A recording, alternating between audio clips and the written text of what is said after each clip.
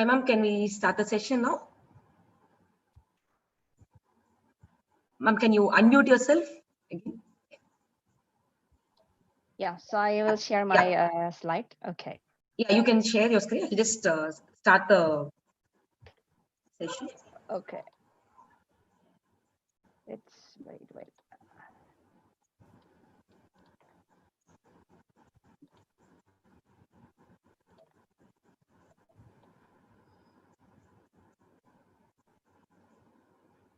Yeah, we can see your screen now. Okay, wait. Good evening. A warm welcome to all the participants. On behalf of Faculty of Architecture, Dr.MGR Educational and Research Institute, Chennai. Introducing myself, Architect Mohan Priya, Assistant Professor, Faculty of Architecture. It's a privilege in welcoming you all for our webinar series session 7, and is also a first international webinar session on topic Learning from Kerala, a reflection on comparative studies on vernacular architecture. Traditional vernacular architecture of Kerala is an exceptional South Indian artistic typology found nowhere else in India, and an interestingly shared artistic community with traditional architecture in Southeast Asia. We have a speaker with us for today's session, Dr. Indah Widiastuti, who is a faculty of Institute of Technology, Bandung in Indonesia, teaching in School of Architecture, Planning and Policy Development, specializing in theory of architecture, Southeast Asia and South India architecture, ethnography in architecture.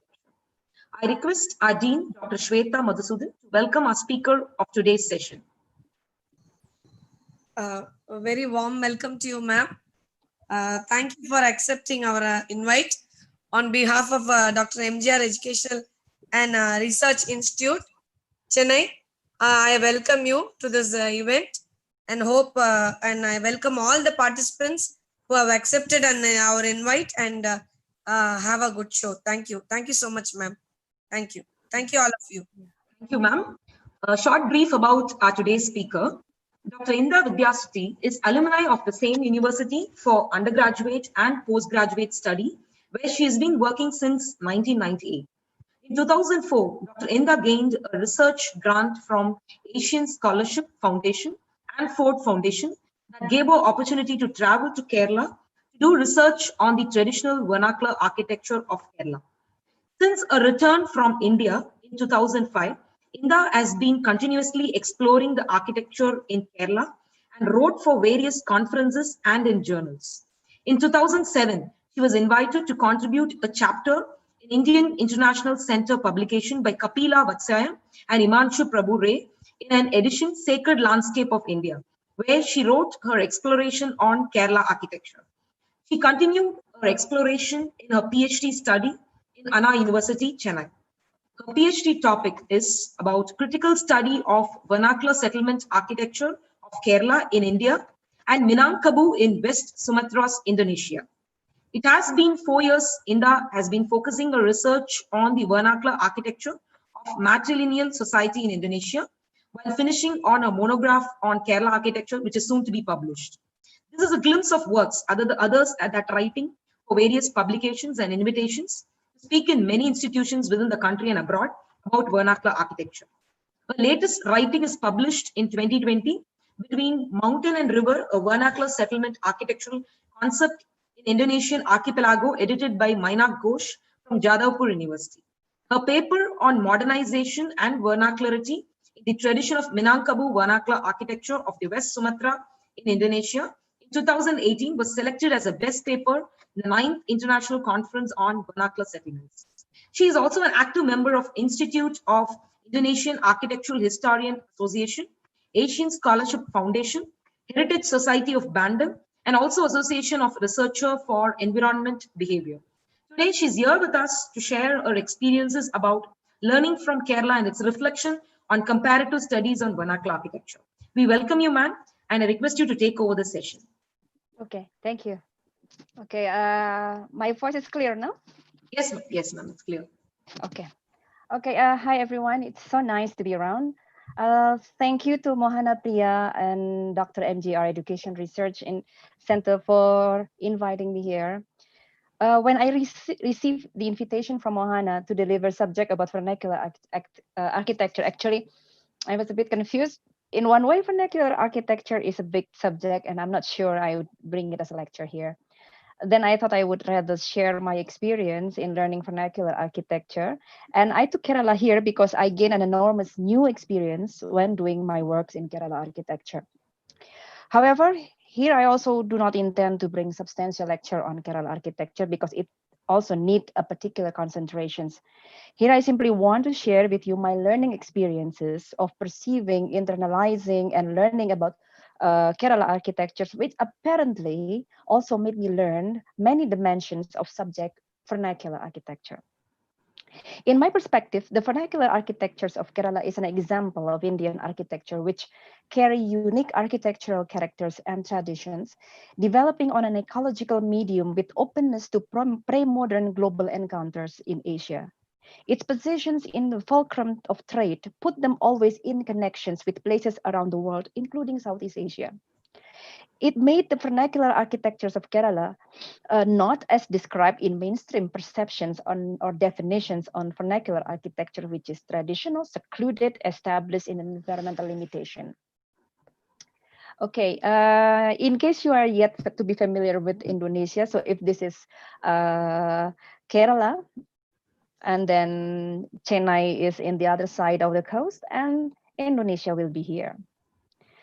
So these places had been connected since 6th century AD. My encounter with Kerala architectures began with the questions: how did the architecture down there in the subcontinent looks like?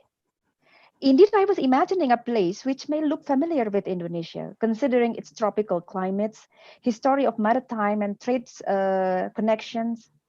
And incidentally, I was a young staff teaching traditional architectures at the moment where India was one of the subject. And I used to have a complaint because the textbook available only discuss about temples, architectures, or house of North India. South of India vernacular architecture is out of the picture. Whereas, considering the history of maritime exploration, South India and Southeast Asia have many things to share. And I met my luck when finally my proposal was accepted. But it's true, when I reached Kerala, I almost felt as if I did not go anywhere. Well, writing the research proposal about Kerala architecture was also an exceptional experience too. I have to admit, basically, I was writing a speculation. It was in 2003, there was a rare information at the moment speaking about architectures of Kerala, even in the internet. I was lucky enough to get some thumbnail pictures of picturing Kerala Nalukuttu, or a traditional house in Kerala, from tourist page. I was happy enough that day because at least finally there was a picture of building with steep pyramidal, hip gable roof and wooden structure, commonly also found in Indonesia.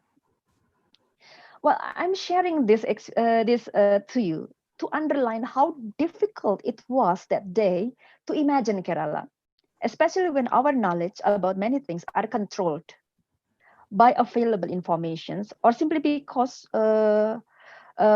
we could not let our traces of colonial mind who maintained the segregated nation state-based ideas about our places.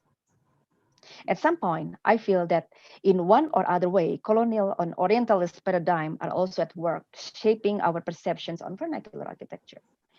One of the implications is that we recognize about each other only by this. So this is the representations of India and Indonesia. We only know Taj Mahal, and most people there maybe only know the temples and also Balinese architecture. So this is the thing. Okay, now let me begin with definitions. So this is the definition that mostly we know. Vernacular architecture refers to all types of built form established by tribal communities and ordinary people who do not use the service of architects or designer. The vernacular architecture has a very diverse appearance as an expression of the different demand, environmental condition, and cultural value of the community. It is characterized by spontaneity of construction, timeless architectures built by non-architect builders, and so on.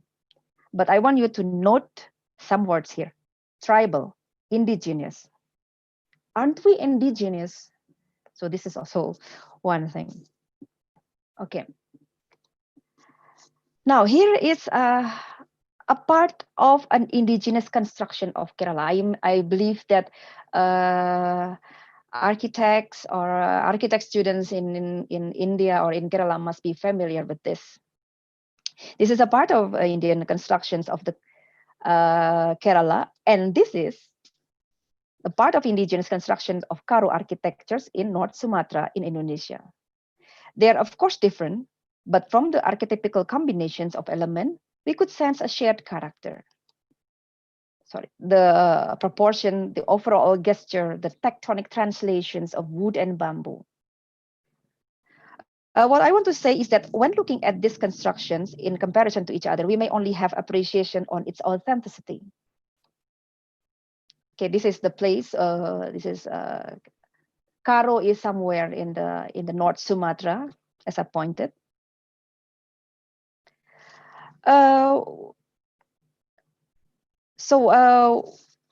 What I want to say is that when we look at this construction in comparison to each other, we may not only have appreciation on its authenticity, but perhaps further question whether these common characters tell something. So these buildings, especially when we could identify some possibly connectivity.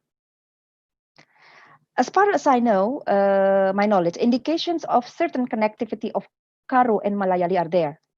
In Sumatra, there are community called Meliala, which was assumed to associate with the word Malayali. Both places acknowledge common city called Barus in Sumatra and Barushaka in Kerala.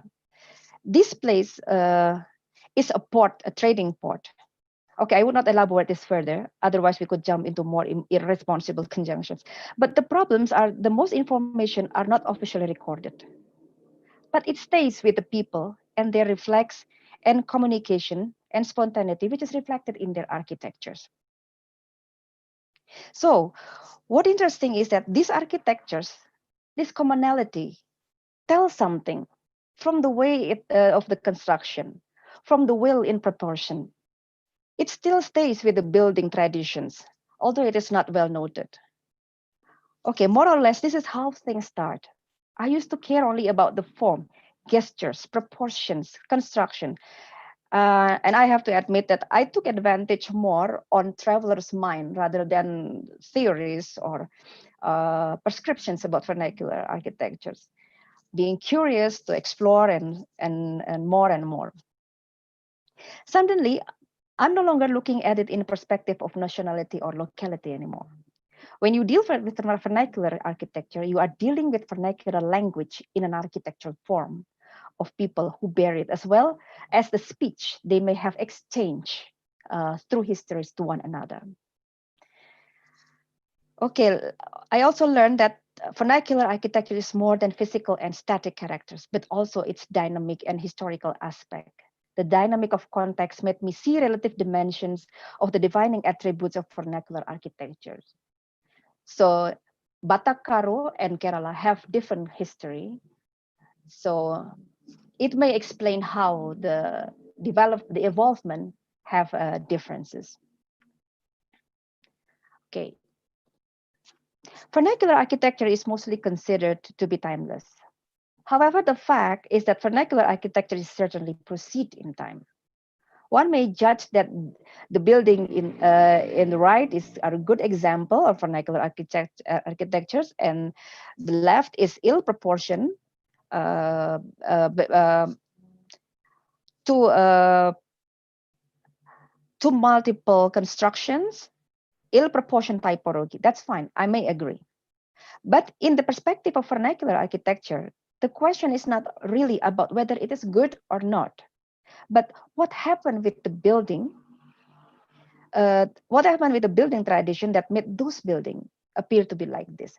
How did the place evolve into this?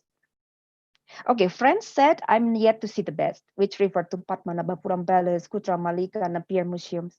And yes, those buildings are indeed monumental, product of heritage conservations. And of course, I must not miss to visit those buildings. But it does not change my perceptions on visuals of this eclectic modern traditional mixture RC interventions. These buildings were perhaps common and many were ill-maintained. But the intensive occurrence and the incorporation of some feature as found in the monumental building confirmed its vernacularity. It proved that the place have common traditions. So unlike the grand traditions, how the vernacular architectures deal with time, modernization, and changes are dialectical. For architectures of the grand tradition architecture, time put the significance of history to bring meaning in architecture. But for vernacular architecture, नहीं वही बोल रही थी. are relevant for understanding and narrating process.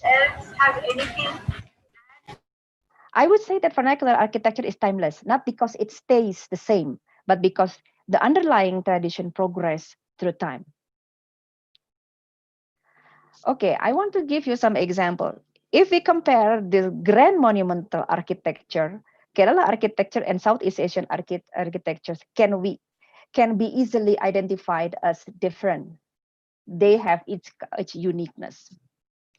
But if you compare the vernacular architecture, you might see the blurring boundaries of visual sensibility between them, as well between ideal and the real architectures. Like, for instance, these buildings, they look almost the same, but actually, two are in Java and the other one in Calicut and one in Shoranur. Look at these details of doors, gates, and as if there is a particular grammar working there on the end in every ends of the door. Okay, some evidence suggested common traditions of roof designs shared by architectures in Kerala, Java, Bali, and Sumatra, for instance. So, and actually, it's already also depicted in the temples, even in the Tamil temples. This bent roof is there. This is the archetypical characters is also common with bamboo wooden structure that is found in Bali, in Lombok. It is some small islands in the southern area of Indonesia, and also Sri Kovil Kava in Mandapam in Kerala. So they have as if a particular language, a common architectural language that is shared. So this is when you see in the vernacular level, not in the grand tradition level. I have not gone too deep into this architecture, but if you would take a look on how they keep buffalo skull. Okay, this is not only in Kerala, this is in Assam, also in Tamil Nadu. If we have not, but if we see how the buffalo skulls were put, then we see there are again some linguistic connections between this building, which is laid in Toraja in Indonesia, in Toda in Tamil Nadu, in Assam, and also in Batak Toba in Sumatra. So in this way, we see that in vernacular level, sometimes the boundaries can be very, very blurred, indicating that they speak with common language. Okay, second is about being old and obsolete. This is also one perception also in vernacular architecture. Vernacular architecture is often regarded as research about the old and obsolete architecture of the past. As I mentioned earlier, if we could take history as indicators of evolvement, we would see that all kinds of architectural traditions and architecture proceed in time through the changing of context.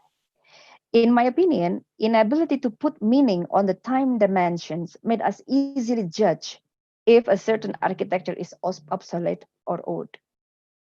Being outstanding is not always the goal of vernacular architecture. And yes, some architecture can be obsolete and old, but as long as it stays and lives with us, it is not yet a past. Even a modern and monumental traditional architecture can be more short-lived and not need stimulants to keep alive, like by rebranding, conservation, or museumizing. These are serials buildings I picture in Cengganur, a humble shelter belonging to the peasant Muslim house in the left. and then a house in Tarataranga di Teruvu, a Muslim house, a shop house in Trivandrum in Chala, and Bolgati Palace in Cochin. Their body proportion, roof gesture, as if follow a common template of archetype, whereas they are built by people from different society in different time frame for far different purposes and different tectonics. We could see the building has its own context and situations, and we could justify which one is obsolete, old, primitive, or ill-designed and monumental. But the gestures show there is something which stays with the present moments, the archetype, the gesture, the impressions.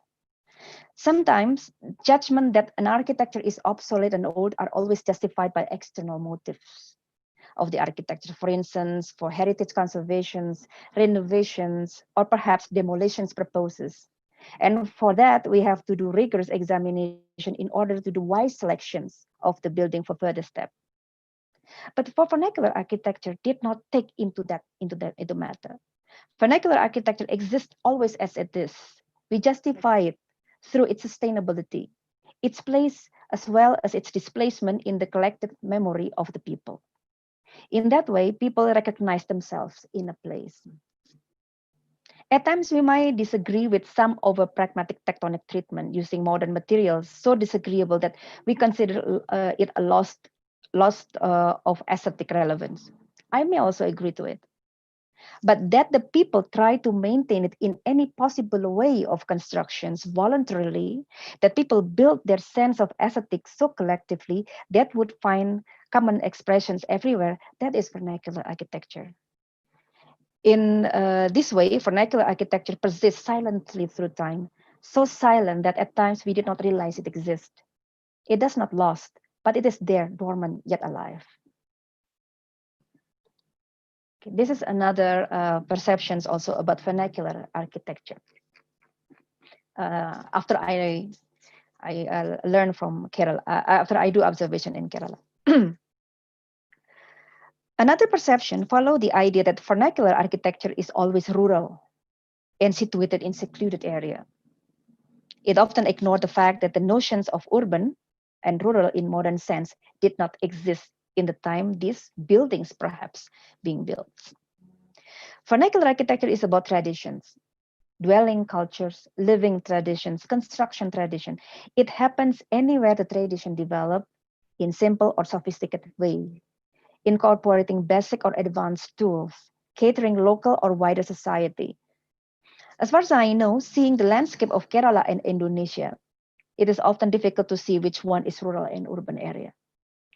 Paul Wedley, a geographer and historian, is right in the case of Southeast Asia. And I believe it also works for Kerala to say that urbanization or the making of urban form may not massively take place in Southeast Asia and also I think in Kerala. But urban genesis may have done intensively, characterized by economic corporation run generally by network of families and communities dispersed on landscape. These are in the mention in the right side are the mentions I visit in Haripat, and next to it is mosque in Taratanga di Teruvu.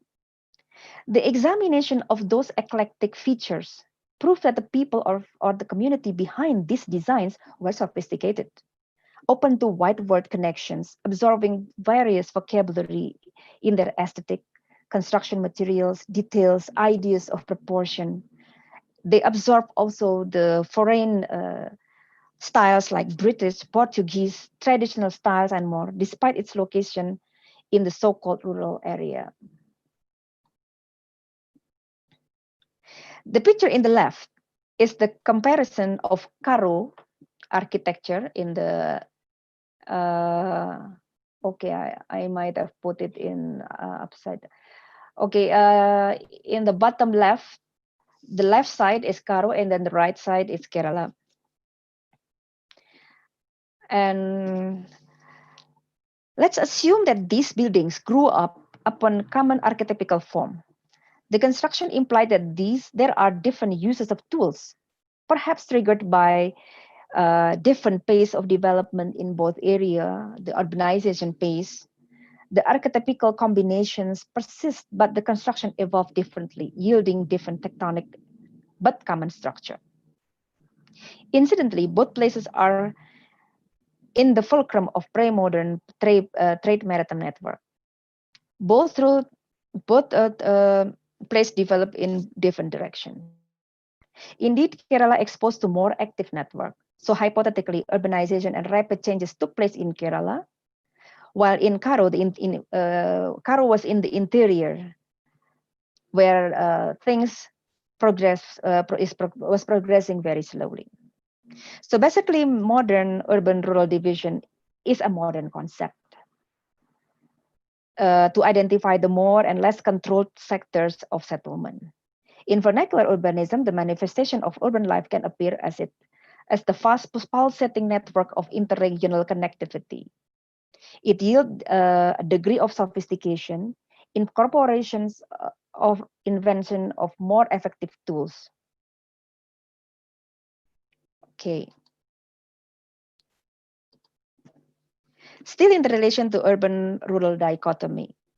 Indeed, vernacular architecture associated with place making in certain locations, but the inquiry is not always confined in particular location.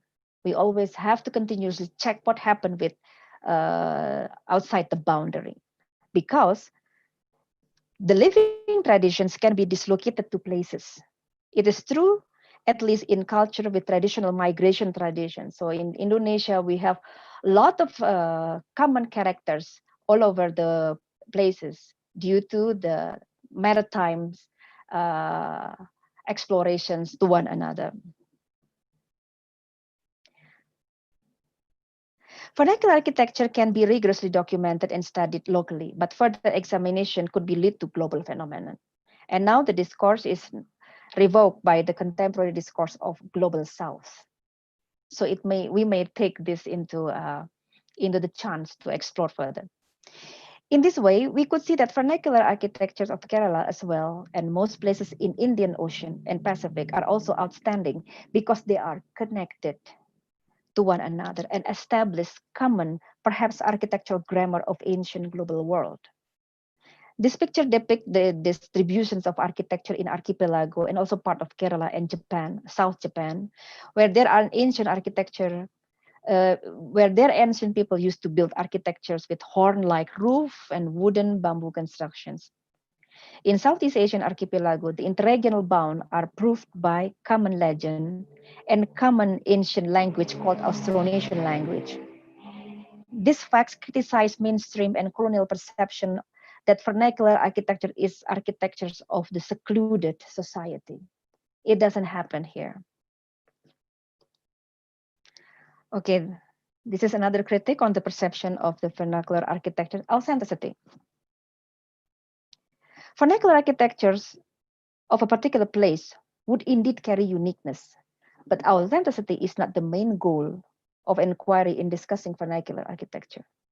If we perceive architecture as established by certain cultural tradition that develop and proceed with a changing context, the state of authenticity would never be achieved. Or at least we could say that every historical milestone has its state of authenticity. And therefore, along histories, we may find many forms of authenticities, each stand in its own context. Overall justification for selecting which one is authentic is externally driven, mostly by external motivations, preferences, and program, such as heritage conservation, environmental revitalization, controlling urban density, and urban renewal. Authenticity is, to me, more as an appreciation given to a particular quality having its own independent, sustainable, unique characters. Preservation on this quality lead to act of conservation. So that is how the authenticity appear. Okay, this building, as I show here, were built upon different traditions and different material, but still very Kerala. But some features made me recognize, although some are modern, some are traditional, somehow I can recognize they are Kerala. most probably because they come from common logic of molding earth materials. The laterite, which is everywhere in Kerala, whose tectonic character is close to brick. The arches are mostly found in many residential buildings, and they are still being built. But innovation is also part of the vernacular architecture. Laurie Baker had his part to contribute the emergence of new building traditions using brick. His innovations on brick construction made laterite a pivotal material that marked a transmission from traditional building tradition to modern traditions. And now brick and laterite masonry are inherited by younger architects and builder tradition in quite sustainable ways. This is enough to call it vernacular. Indian Coffee House in Tampanur in Kutramalika and Kutramalika in East Fort.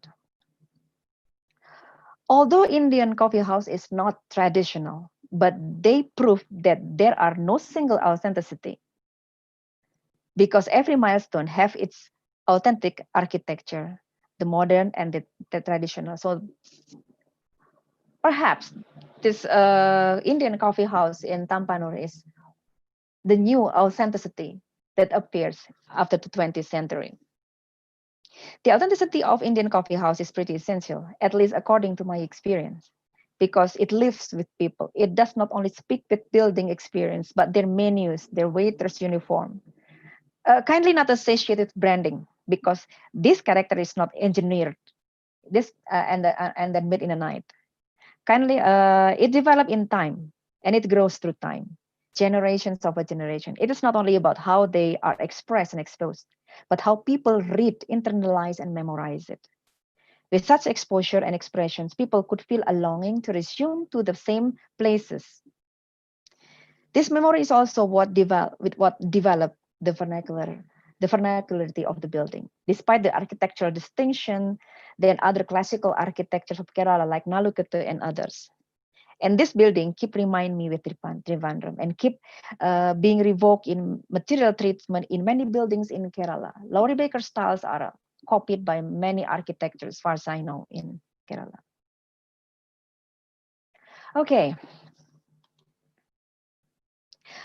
My notes above, four of my notes on perceptions on vernacular architecture. So what I want to say is that all the definitions of vernacular architectures are challenged after I'm seeing this, the architectures of Kerala.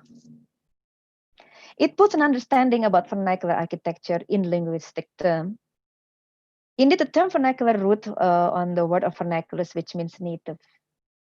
So rather than construction, now I'm taking it to the discussion or language. Like vernacular language, a place speaks with their vernacular architecture, and language are established through grammatical order. But here, using construction element, tectonic treatment, and materiality are other than words, sentences. But as you know, that language is also not static. It transforms in time. It produces linguistic derivative, like dialect, even slangs, like DNA coding. As well, an architecture is considered vernacular because it lives through time, transmitting to different epoch into different manifestations or speeches. This drawing, in the left, is drawn by Gaudens Dominic from his comparative research about roof architecture in South Japan and some place in Indonesia archipelago. He concluded that there is a basic structure, and I would say with a certain grammatical construction, from which the gable-rich structure in Japan and Indonesia evolved from an archetype of conical structure, tent structure. And this basic structure explained the tectonic character, which is identified by others authors as based on both structure construction. So we can see that from this TP-like structure, it evolved into this bend roof structure like this. And then in the next picture is the architectures in the North Sumatra in Karo, which also the evolvement from the common model.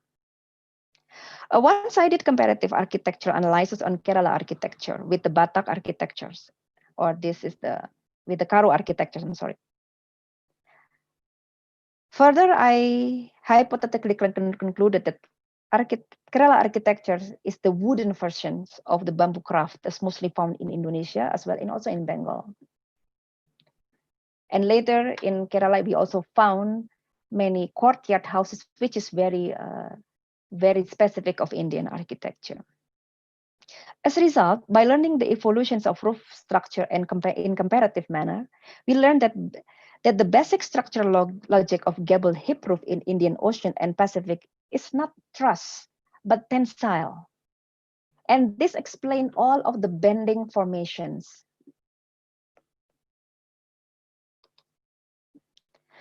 Other than both, some describe it as a compressive and tensile structure, compressive. Some describe it as development of granary structure. It developed in Indonesia, house from granary structures or from tensile structure. Indeed, most of the bearer of this construction, indeed most of this bearer of this construction tradition in Southeast Asia and of course Kerala are bearer of paddy planters. So that associate with this granary structure.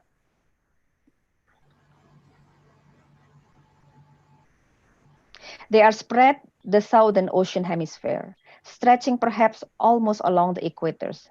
This construction grammar may bound Kerala and the rest of her faraway kin toward the Pacific area. So in this way, Kerala has its kin constructions with places till up to Pacific. Like conversation, comparative inquiries of vernacular architecture would put all this building into dialogue, from which conclusions various learning processes are exchanged in the language of architectural elements, and it explains how they have they share many common shape, common construction.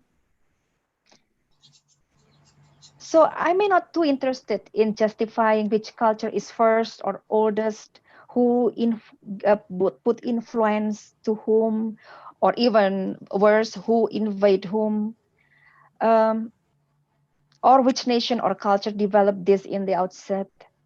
We simply try to make sense of this commonality. So in the vernacular architecture, we only try to pull the red lines to see possibility to derive knowledge out of this commonality. Okay, we must have been familiar with this diagram, Amos Rappaport. But I have to admit that I could not use this diagram when I enter Kerala, as well when I do research in Indonesian architectures. Why?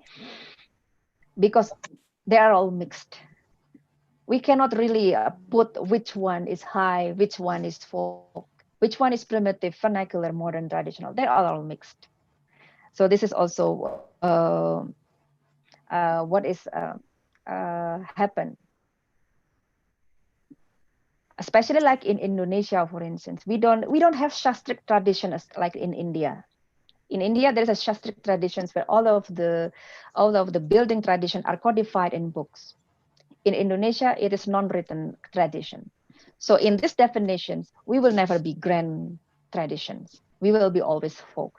But they build big buildings. They build grand designs, but they cannot be categorized into high tradition in this category.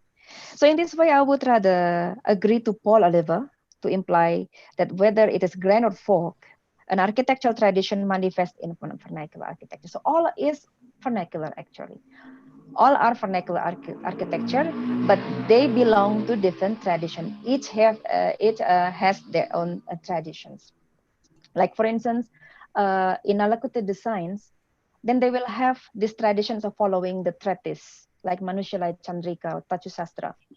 But in simpler design, they still use the same tectonic, but maybe very more relaxed manner or more loose manner in following those treatises. Okay, now let's speak about traditions. Tradere. Tradition, it comes from the word tradire, it's inheritance. Tradition referred from the word tradire, which means being passed on to generation. If traditions is like grammar, construction, visual vocabulary, dwelling habits are the grammatical elements. They are the linguistic ingredients of the vernacular architecture. They are reference to the learning and genesis of the architectural manifestation and expressions. How contributive is vernacular architecture to universal knowledge on architecture is also by examining and analyzing the underlying tradition. So actually this tradition, these people that must be checked, how they do the constructions, how do they deal with the modern materials, how do they deal with even their own life, because they are finally the one who makes all of this building. As a result, I see that vernacular architecture is not a category. It is not very easy to categorize architectural tradition considering the intersecting and superimposed variations and traditions, because it is about this life of the people itself, about how they have an access to materials and also to knowledge, to the treatise. Therefore, I would rather see vernacular architecture not as a category, as those explained by Rappaport earlier. I'd rather see vernacular architecture as a paradigm of habitation. It's the way one see settlement. That is the way one see how buildings survive and live. Okay. Paradigm is a distinct set of concepts through patterns, including methods, construction, space, norms, and form, for what constitute legitimate contribution to the field. So this is how I would put this vernacular level in the next level of linguistic complexity as a paradigm, not as word, not as sentences. By perceiving vernacular architecture as paradigm, we could always develop analytical tools to examine the complexity of architectures, both past or present, as if analyzing language. In collections of patterns of aesthetics and tectonic expressions, as well as to establish meaningful conversations about the reality of architecture. Okay, like this is the mukapu, the gable in which is specific in Kerala architectures. So in the paradigmatic manner, we can see what kind of stories that this mukapu want to tell. What stories behind this mukapu? This is actually what is most important. The disc shapes do not always remind me to miniature of column. Oh, sorry. There is a disc here. There is a small disc. Let me. There is a disc here. These disc shapes do not always remind me to the miniature of column in Maluku. I mean, this disc is also found in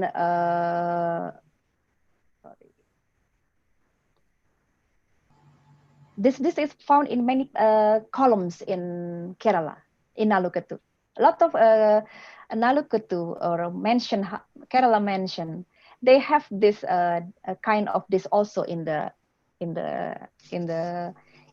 mansions. So it is replicate here. But in one way, it also reminds me of this kind of structure, which is plenty in Indonesia. This is a structure of a granary. Every places in Indonesia have always have this kind of disc above the granary. Why? Because they always put the rice and all of the agriculture produces on the rooftop. And this disc prevent the mouse to come into the granary. So this kind of language, this is becoming a language, which apparently goes everywhere. So in the sense that this kind of linguistic exchange took place. And Mokapu is only not in Kerala. It's also in Cambodia and Thailand. So now the thing is, how do we explain this kind of connections between Cambodia, Thailand, and also also in Kerala? Okay, I'm not going to argue about this, but this only tells that there must be something to tell us about this existence. Okay, down there is the house of Rade in Vietnam, Aceh in Indonesia, and Nagaland in India. Okay, this is not Kerala, but in India. But we can see there are something common in their linguistic expression.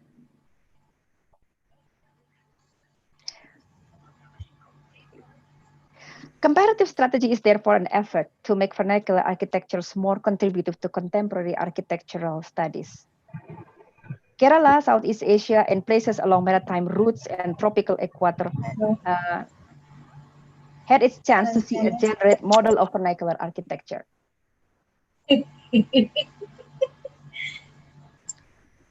Now, Polynesian. Okay. Actually, okay. So this is actually this is taken from my later research on matrilineal the architectures of matrilineal kinship. And then we see that Kerala and also Indonesia are put in are also in the circles of the matrilineal society in Southeast Asia. And somehow I found some of the commonality of the architectures here. And this kind of thing is very interesting, but I'm not going to elaborate it much because I'm still doing it. That the migrations and the matrilineal kinship, architectures with bent roof, somehow it is connected.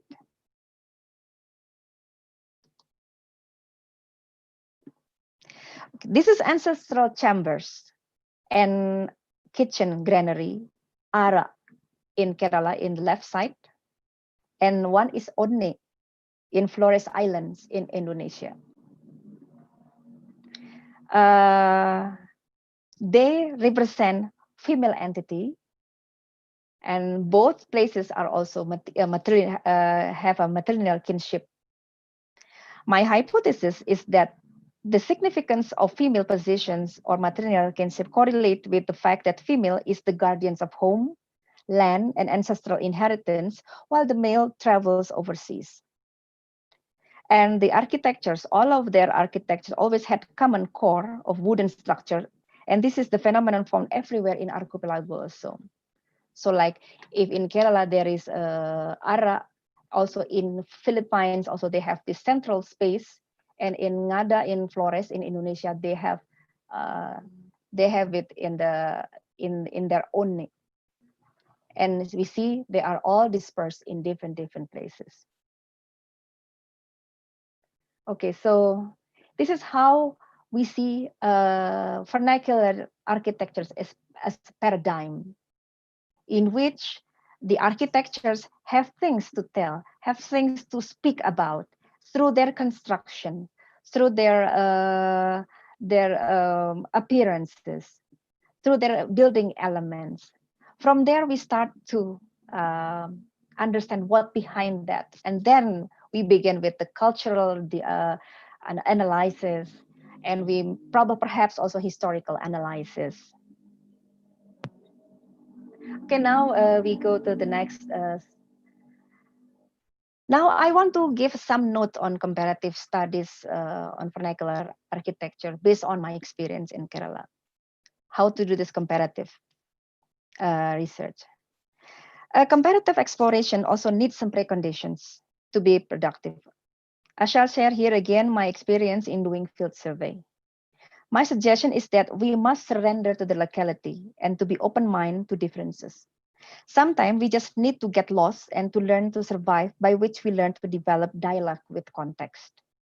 We are not positing ourselves as a knowledge master who dictate what to learn in the field. I'm not going to say it easy, because humans do preconception voluntarily or by training. We may try to be humble, but how many people discover how the humble they are? As also suggested in contemporary ethnography, they have suggested, when doing field research, don't be scientist, especially the positive scientist. Don't be a scientist researcher, but be a traveler researcher. A traveler researcher is always ready for surprises.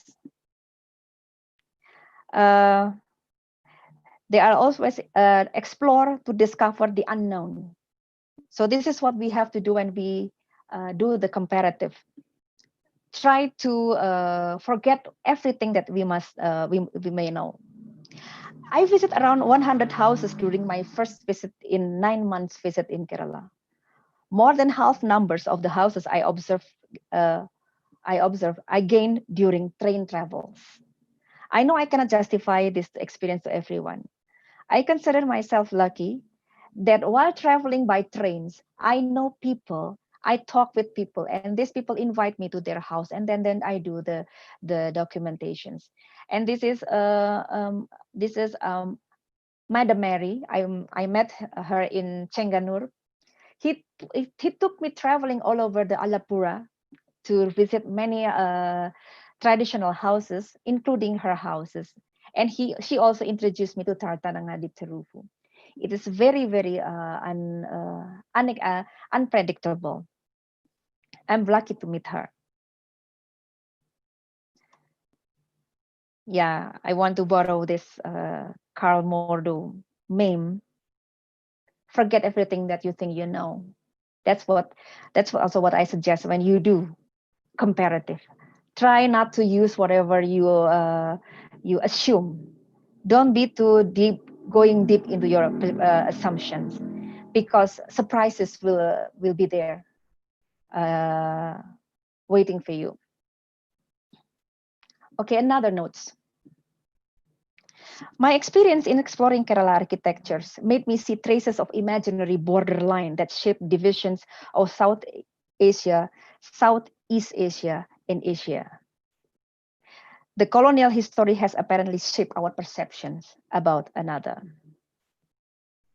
Indeed, vernacular architecture is always based on locality and place, but should we associate it with nation-state boundary?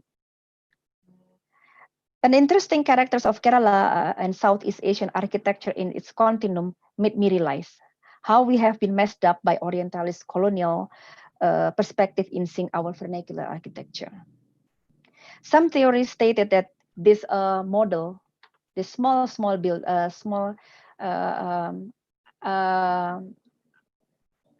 very specific of Aryan culture. Yes, it is well justified.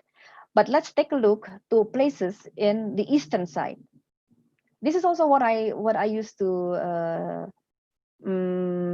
suggest to my friends there. Please take a look to the east. You may find many similarity there.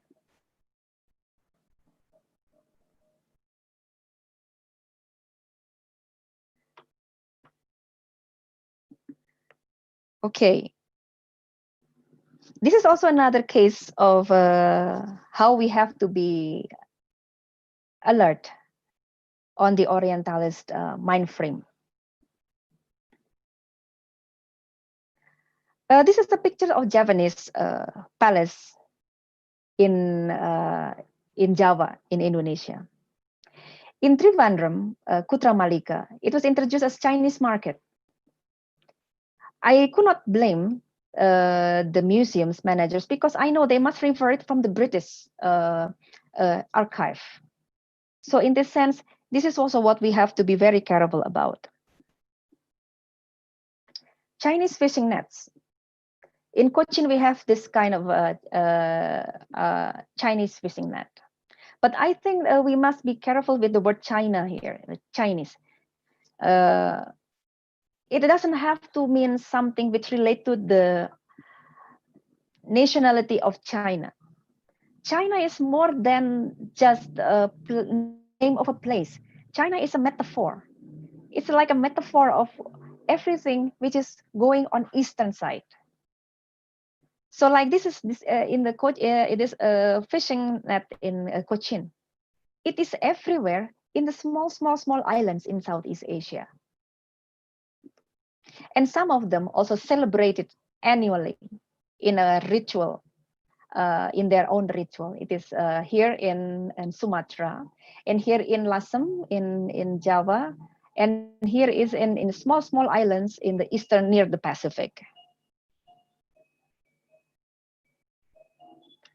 And also, I also acknowledge interesting words. There is a Mulaku in Kerala, Maliku in Lakshadweep, and there's also Maluku in Indonesia, and all relate to the word spice. So again, what is it there to tell about this commonality? Okay, it might be strange why I relate the architectures with fishing and then with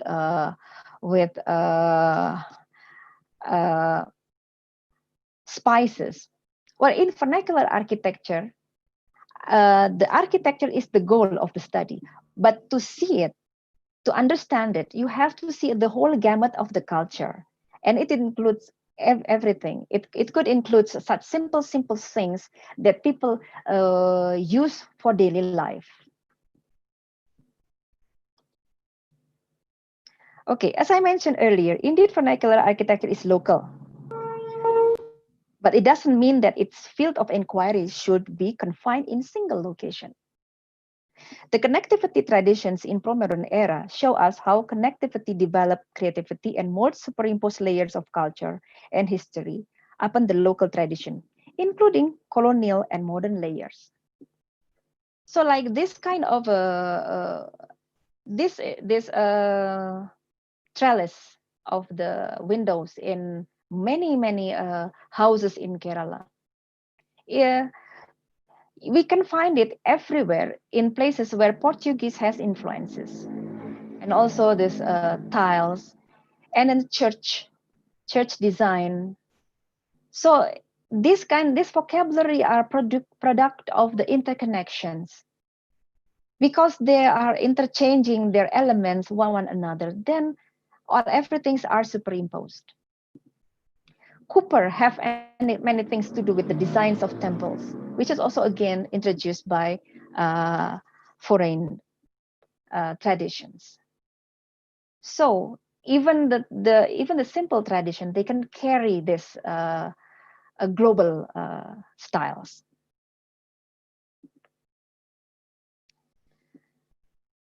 Vernacular architectures underline process in time than a static state of time in history. The fact is that even the simplest society evolve, so do their architecture and technology. Some evolve slowly, some revolutionary. It depends on how they learn to evolve and appropriate new things from the counterpart culture. Okay, like this building, this is I took this picture I took during my train travel. Considering modern traditions, both buildings are not different due to rooftops. They are same in utilizing modern traditions, but one of them using traditional roof in this way. Vernacular architecture will be always today. So this is practically modern buildings. Only the other one is using the vernacular language of roof.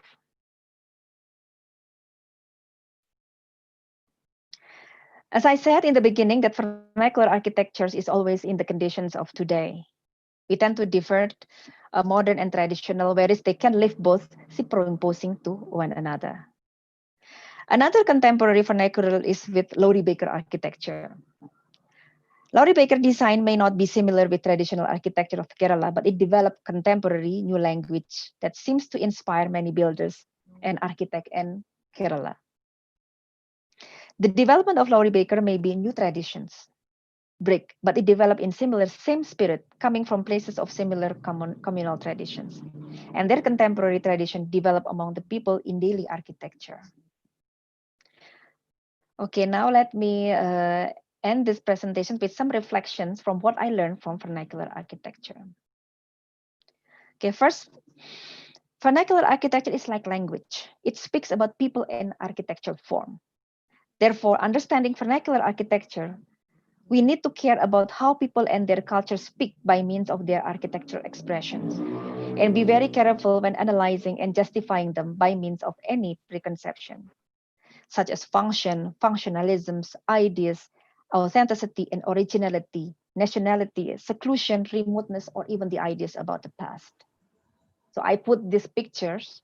We cannot, you might find it very difficult to find which one is Kerala and which one is Indonesia, which one is Philippines, which one is Thailand.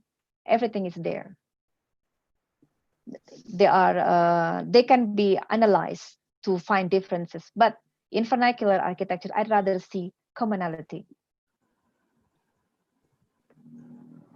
Further, by comparative studies of vernacular architectures from different places, we could cultivate some meta language behind architectural expressions, and the nature of its text could provide methodological orientation to examine possible transformations and translation. Instead of adding to the discussion about authenticity, nostalgia, we would rather try to understand the narrative of transformation and commonality to understand what this vernacular architecture could show.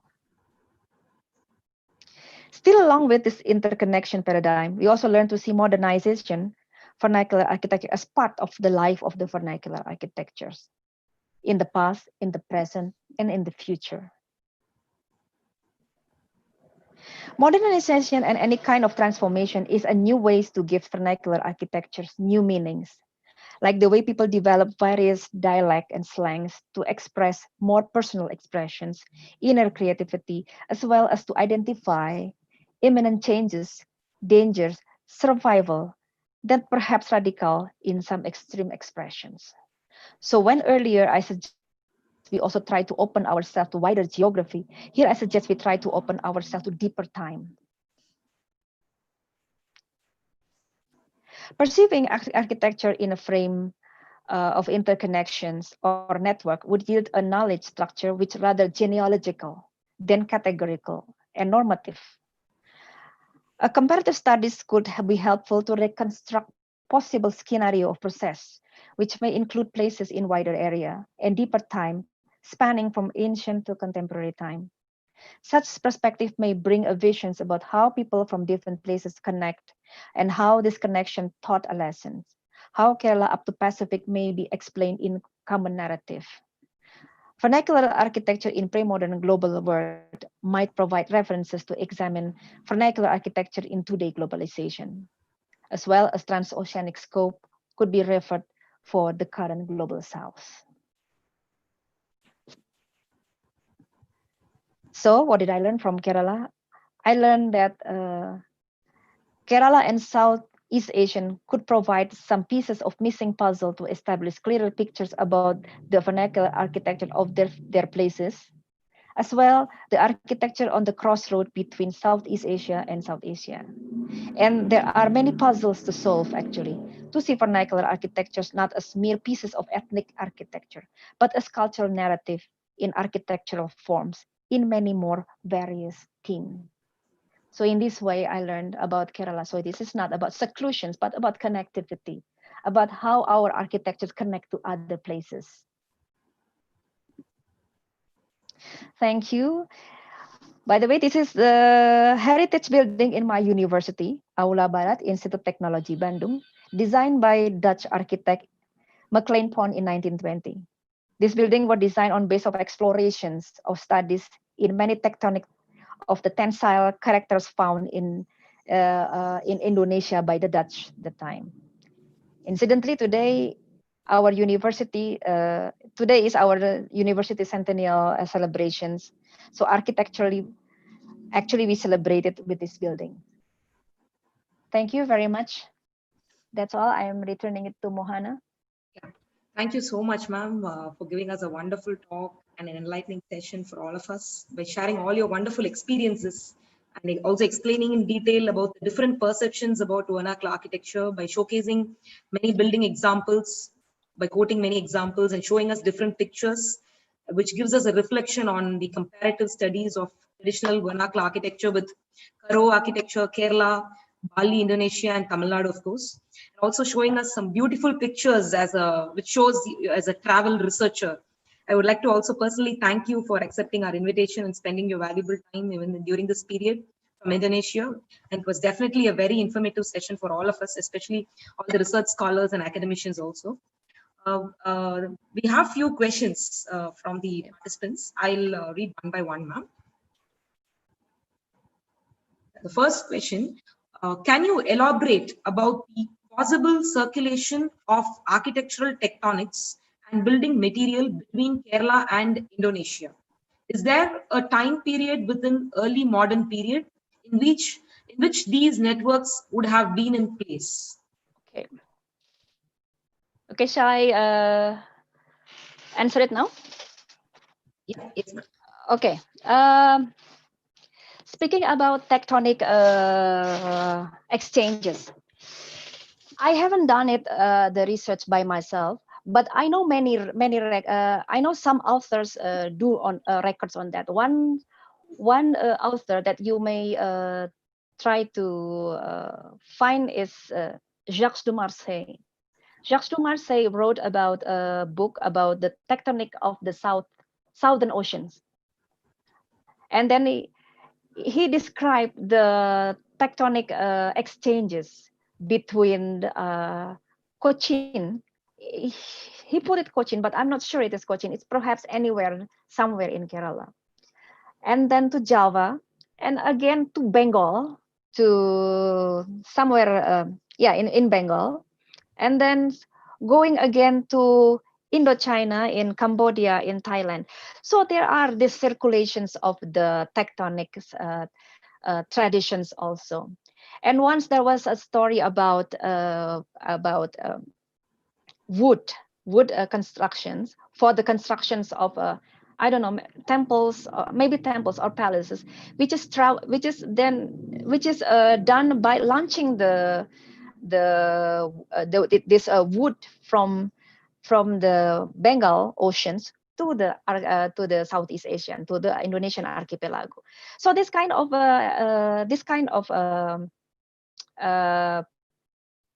what can I say? This kind of traveling. I mean, this material exchanges between these places happened. And Jacques de Marseille put also the dates, but I could not remember the dates. So I think you can try to find this book. This book might be very good because it explained the history of the tectonics of the buildings and the architectures in southern oceans. Now about the periodization. Yes, there should be periodizations. Like I also refer to some historians. There are different characters of explorations. Like before 6th century, it is very individual. It's very individual. And there is also after 6th century, then it becomes more active. And 15th century is very much active. So this kind of activity must put influences, give influences on the way the architectures appear. Unfortunately, I haven't much going deep into this, but even for my research in matrilineal society, I can pull it much into the much earlier period. This is my hypothesis. I'm yet to confirm it, but the architectures of matrilineal society, in my hypothesis, it follows the mobility of the ancient migrations of people from the Africa to Pacific. Because if we see the traces of this matrilineal society, it lays down in the equator and then in this migration routes, ancient migration routes. So I could not say about, I haven't been able to say the exact time, but whether time give influences to the evolvement of building tradition, yes, I believe it must give influences. Okay, Mohana. Okay, ma'am. I'll go to the next question. Is there a periodization in the development of vernacular architecture, both in general, as in Austronesian, Polynesian architecture, and that developed in Kerala, Indonesia? No, I think it is the same with the earlier. I haven't been able to reply in an exact date, with exact date. But let's say that I can say that 6th century, 8th century, 10th century, 15th century, that is an important, there are important times. Like for instance, I'm not talking about Kerala architect, Naluketu here, I'm talking about Pallava. This is something very, very interesting when we talk about the Pallava temples. When I was in India, in South India, the most discussed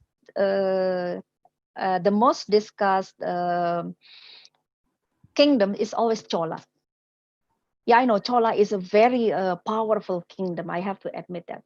But in Southeast Asia, the most discussed kingdom from India is Pallava. Pallava is is very well known there, because even it is said that our literature in Indonesia derived from Pallava script. So, and then coincidentally, you can find many Pallava temples, Hindu temples in Pallava styles in Java, mostly. So, and the oldest Pallava temples in Indonesia, in Java, are recorded around 6th century. So you can imagine, even in the 6th century, and Mahabalipuram also in 6th century, I believe. So in this case, there must be something which connect to one another. There must be some connection on the 6th century that day. So and then it brought influence to the architectures of the Pallava temples in Indonesia. And in vernacular level, there are many borrowing from Sanskrit language. There are like, for instance, Bali architectures. Perhaps you know that one of the renowned architectures in Indonesia is always from Bali architecture. But what is interesting is that, in my opinion, the Balinese architecture are still indigenous architectures of the Balinese. It is not a Hindu architecture. It is a Balinese architecture. But coincidentally, the people are they adhere to Hindu religions, and they also borrow these Indian expressions like their mandala. They borrow their mandala to to design houses in Bali, but the buildings are still Balinese construction. And then the way they do the religions also very Balinese. When I was in India, I can say that the Hindu in Bali and Hindu in South India is very different, very different. So in the sense that they keep evolving, they absorb new traditions, but they keep being indigenous.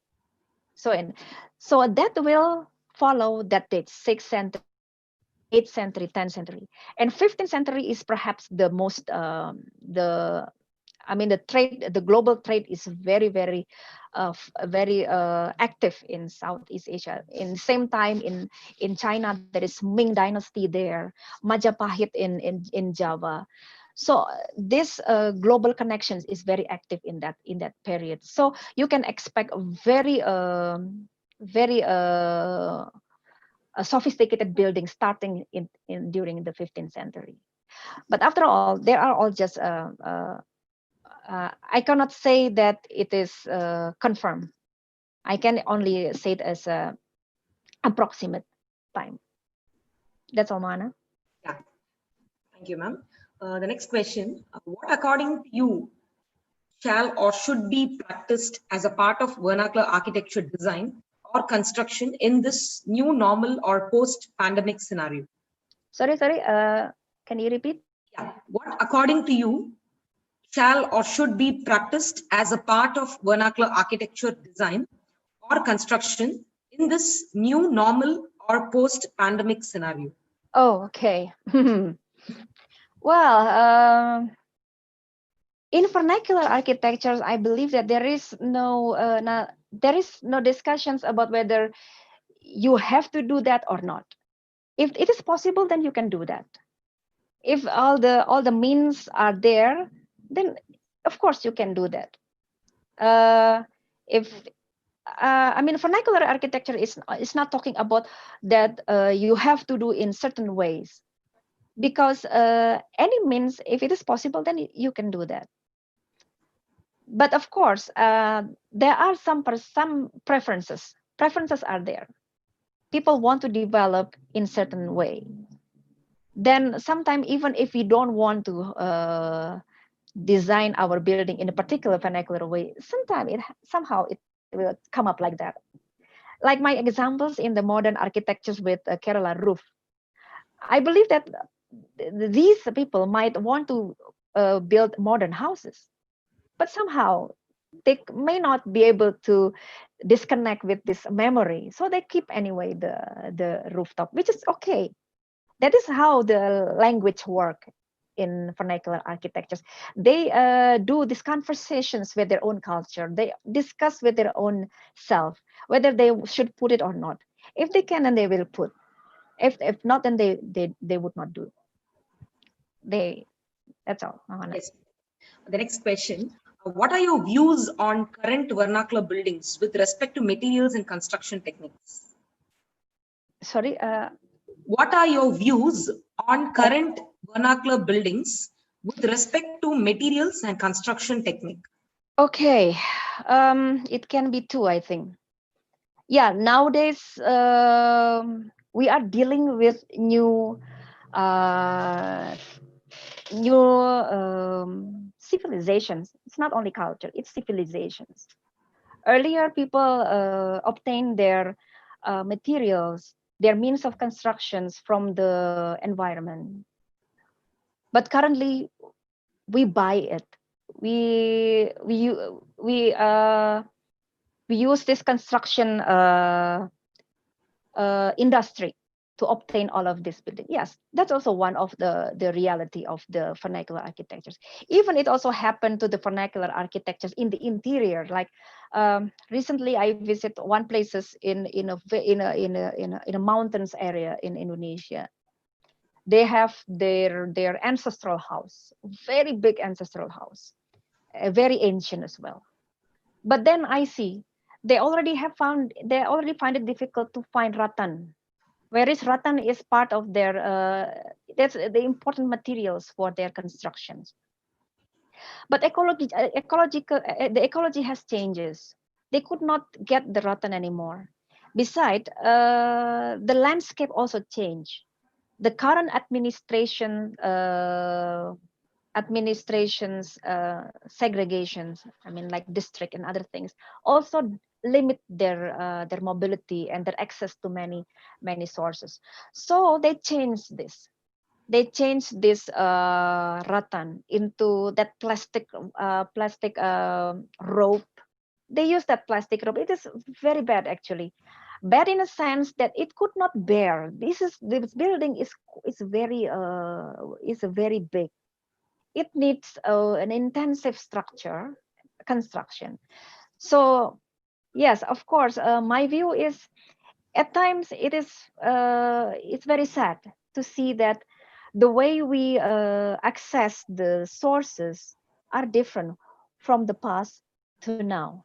Now people start using this modern materials.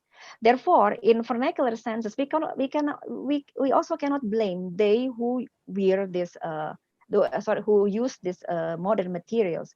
Sometimes this is also a kind of limitation. This is also like in vernacular architecture, it is described that why people build a certain building with certain materials. It's because of limitations of material. So it's same with today. The limitation is because it is not there available in the ecology, that they have to buy it in the shop. Okay, Mohana. Okay, yes. Thank you, ma'am. What influences the transformation of vernacular architectural building in some of your research locations? What caused it? Are there any striking influences that obscure the vernacular architecture itself? Sorry, a little bit. I'll read it once again. What influences the transformation of vernacular architectural building in some of your research locations? What Okay. caused it? Okay. Yeah, good questions. Good questions. It has been 4 years. I'm doing this research on modernization.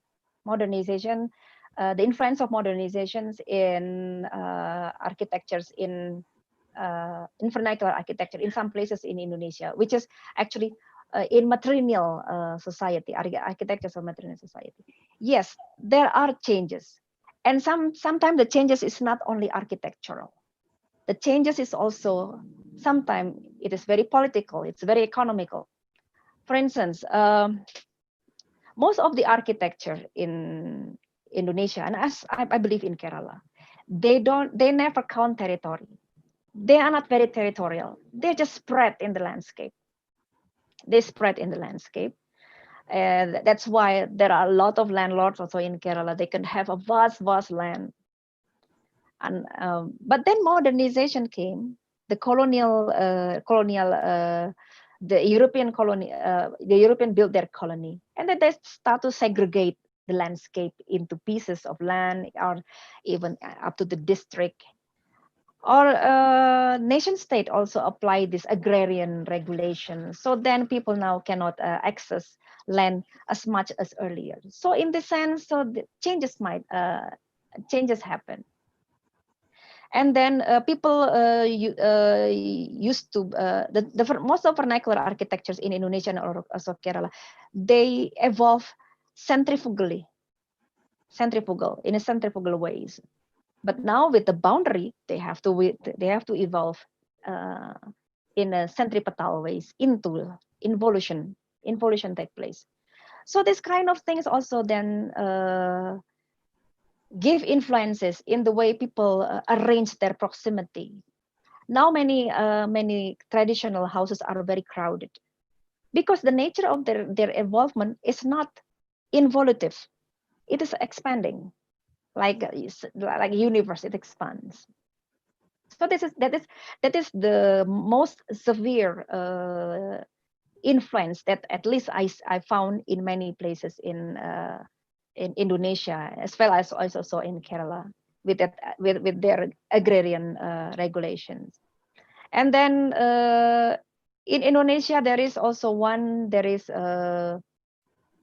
an event where all of the village in Indonesia has to follow common formula. They have to follow a kind of common organizations, which is instructed by the state government. Whereas these people, these ethnic people, they have their own way of organizing themselves. So this kind of disruption took place. So like.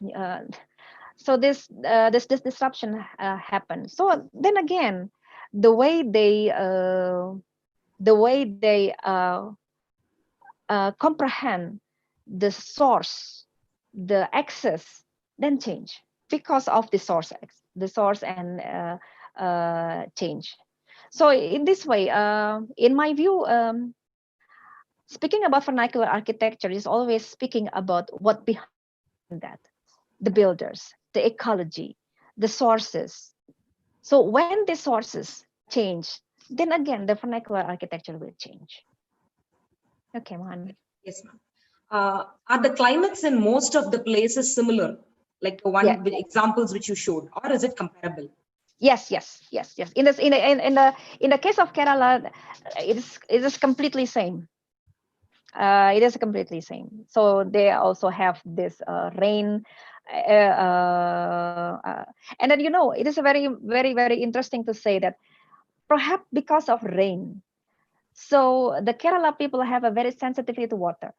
And this is also something which is very common in Indonesia. Like that's why in Kerala, you have to take bath twice a day. That's also happened in Indonesia.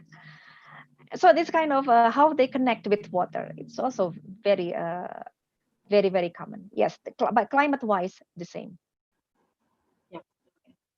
Please do throw some insight into the vernacular environmental practices found common in both Kerala and Indonesia. Common, what is it? I could not. Yeah, example or something. Some insight about the vernacular environmental practices. Oh, environmental. Well, I actually I could not figure out to which extent I should elaborate this. But yes, I always suggest that ecology should be at least the base of justifying vernacular architectures. Ecology. Of course, we are in different ecology right now. We are in different ecology. We are even not in the ecology of the Neolithic ecology. Our tropical is not Neolithical tropics. Our tropical climate is very 40, very now, the tropic of the global warming. So of course, then the designs will change. It might do the change, but that is the general one. But for daily practice, well, we have to adjust with the availability of source. So this is something which is I'm